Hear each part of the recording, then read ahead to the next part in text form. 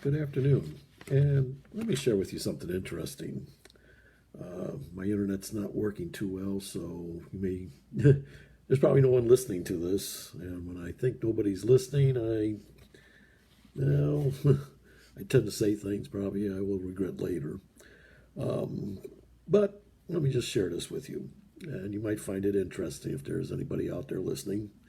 Deuteronomy 30, verse 3.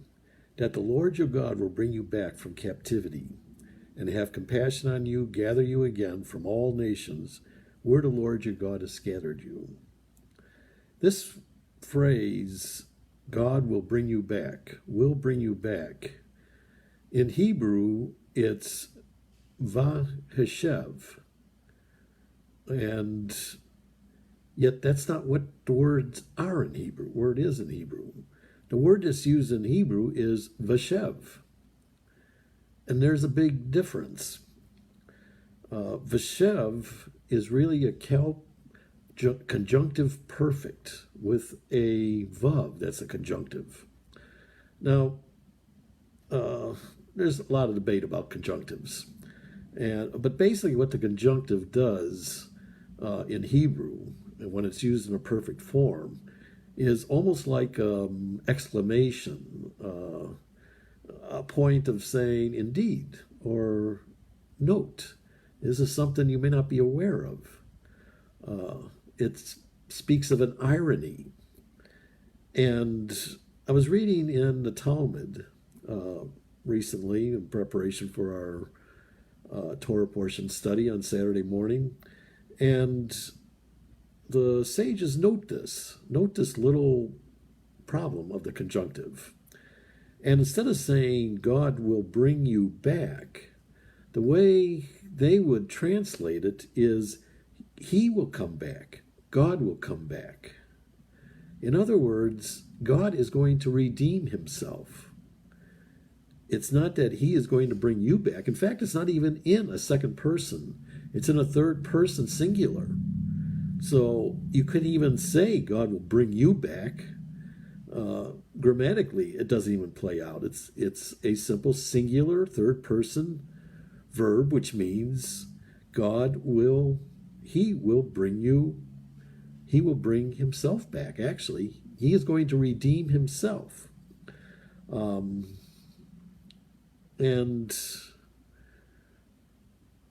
you ever get those times you get discouraged? And because it says he's going to bring you back from captivity. Now, what is captivity? Galak, word for captivity, could mean a lot of things. It's anytime, it's when you're in a foreign nation. It's when you're in prison. It's when you're in a hospital. It's when you're in a nursing home. You don't want to be there. You're somewhere you don't want to be, and you're held captive. You can't go and be where you really want to be. And it covers a wide range. You ever have the feeling you just don't, you're not where you want to be. You have that unsettling feeling, I just don't belong here. Now, I've been told all my life that I had Asperger's. They just didn't even know what Asperger's was until a few years ago. Then they diagnosed me and said I had Asperger's syndrome, which is sort of a social dysfunction. And so I never really felt I belonged anywhere because, people misinterpret me. They think I'm rude or I don't care or something when, in reality it's just I don't like being touched. I have problems looking people in the eye. I've overcome a lot in the last 70 years, but it's still, I'm not much of a social butterfly.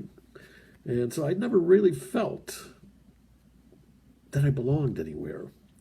And, sometimes those things get to you. Because what the natural feeling is when you're in captivity like that is you just, things aren't going the way you want them to go. You don't feel successful. You don't feel like you're accomplishing anything.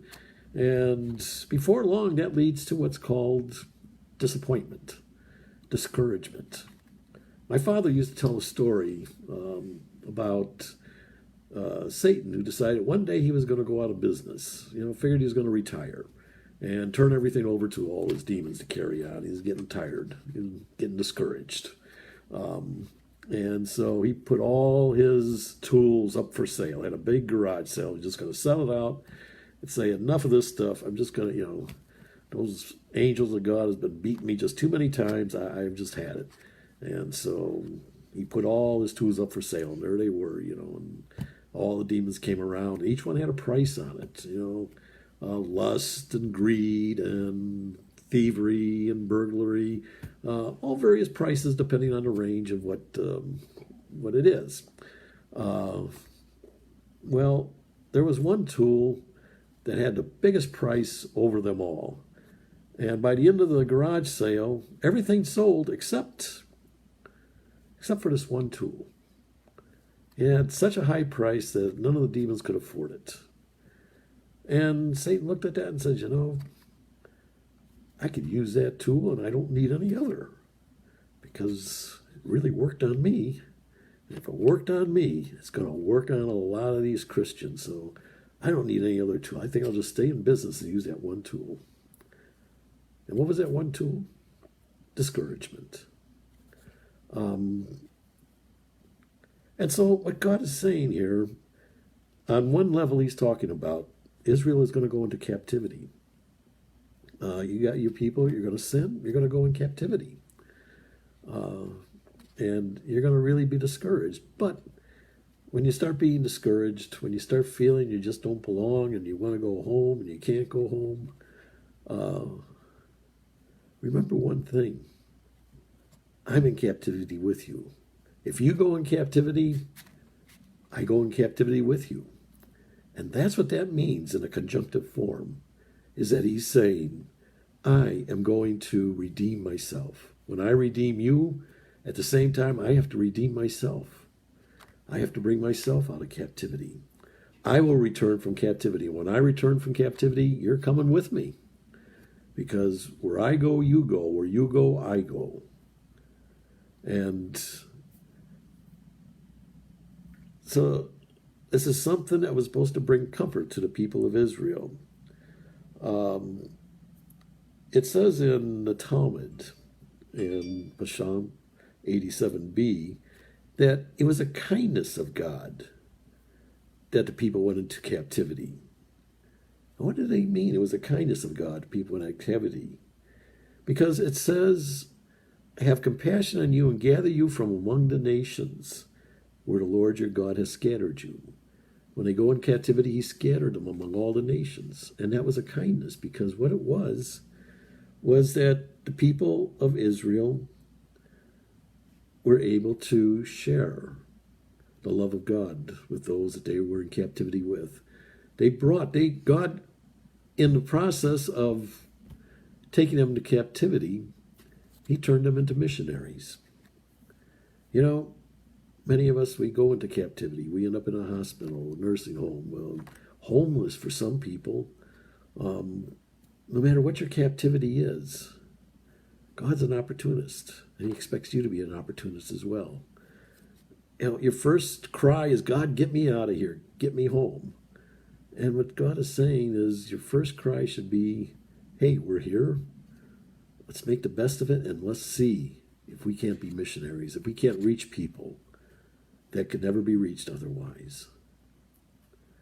So, there's times you get tired of, you feel like you're a failure. You feel like you really get tired of the whole routine. You get tired of being a good soldier. Tired of it all. And you say, God, that's it, man. You're like Elijah saying, God, it's enough, man. Just take me on home. I'm tired of all this. And Elijah, the reason that he was so depressed was he blew it. And he knew he blew it. He was a failure. He said, I'm no different than my fathers. I blew it just like they did. I thought I was better than them, and I'm not. Just take me home. This isn't working. And God said, hey, there's 5,000 people out there who haven't bowed their knee to Baal. You're not the only one. They're going through struggles too. They're facing persecution. They're facing death. for taking a stand with me. You're not the only one out there. You're not the only one. And why don't you go and encourage them? Come on, together. We got thrown over the side of the boat. Then let's tread water together. And let's go and encourage others who are treading water as well. So, there's times I let myself get discouraged.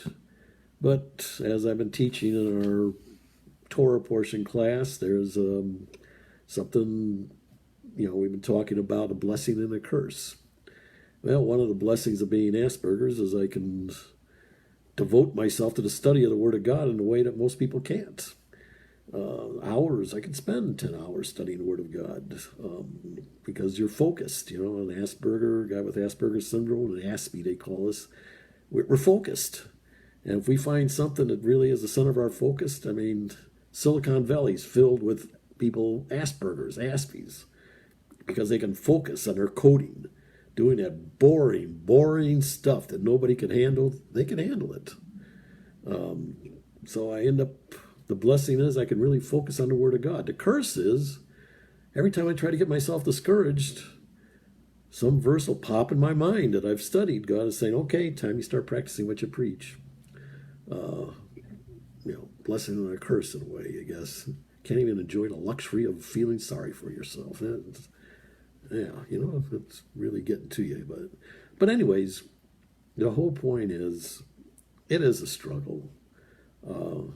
And as the Talmud teaches, nothing is worth it unless you struggle for it. If you don't have to fight for it, if it's given to you really easy, it's not really worth it. And so is your relationship with God. You've got to fight for your relationship with God. You've got to struggle in your relationship with God. God didn't make it easy because he wants you to appreciate it when you do get it. And one of the big struggles I have is just constantly reminding myself I'm in the presence of God. I get tired sometimes wearing a stupid cap, but it does help remind me I'm in the presence of God. And whatever I do as unto God.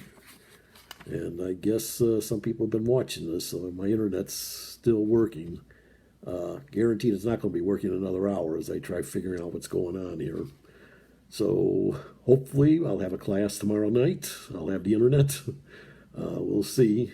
The internet people won't be able to get out till tomorrow anyways to work on this, but I'm going to try to work on it myself, and I may end up blowing a fuse. I don't know. Anyways, always remember, you're in the presence of God, and whatever you do as unto God.